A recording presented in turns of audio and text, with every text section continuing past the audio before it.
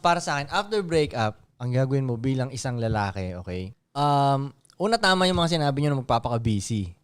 Tapos, lahat gawin mo ngayon para mas maging malupit ka ngayon. Kahit sa forma mo, physical, ano mo ba, ang tawag doon?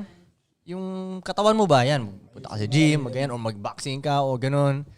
Tapos, so iangat mo talaga yung sarili mo, iangat mo yung status mo. Ang mangyayari niyan, pag umangat ngayon yung status mo, umangat ka rin sa triangle ng mundo to sa mga so mag-iiba yung mga friends mo, mas magiging mas malupit yung friends mo, mas malupit mga kilala mo, yung lifestyle mo mag-iiba. Ang mangyayari niyan, makakamit kayo ng somebody na mas malupit dun sa Nag-broken heart ex sa'yo. mo. Kaya lang naman parang ang sakit-sakit nun dahil hindi ka pa nakakamit ng babaeng mas malupit sa kanya.